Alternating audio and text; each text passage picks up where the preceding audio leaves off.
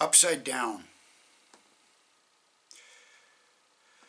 But when they did not find them, they dragged Jason and some brethren to the rulers of the city, crying out, "These who have turned the world upside down have come here too." Acts 17, verse 6.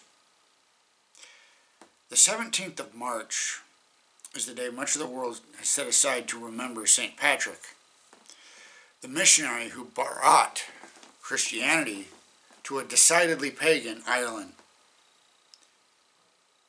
At age 16, he was kidnapped by Irish pirates, who were among the most feared slave traders in Northern Europe.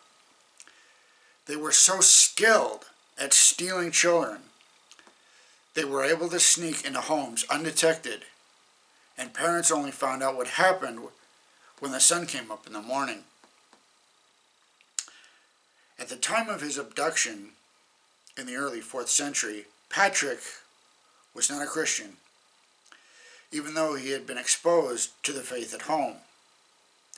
Forced to work as a shepherd for an Irish chieftain, he was often hungry and miserably cold.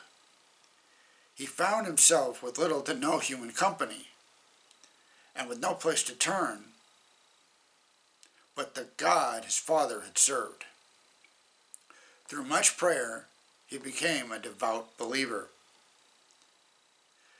After 6 years, he suddenly heard a voice in his sleep telling him that he was about to go home. "Look, your ship is ready," the voice said.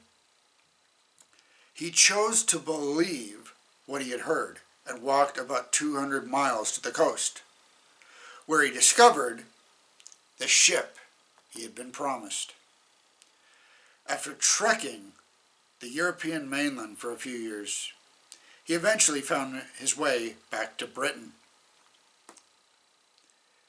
Then he suddenly had another profound dream, in which the voices of the Irish were imploring him to come and share the gospel. How could he possibly return to his tormentors? At first, he resisted.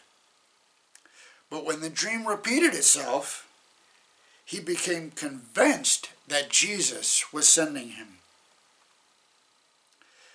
At a time when the rest of Europe was descending into the ignorance of the Dark Ages, the Celts in Ireland suddenly accepted Christ and became the most literate and dedicated missionaries the world has ever seen.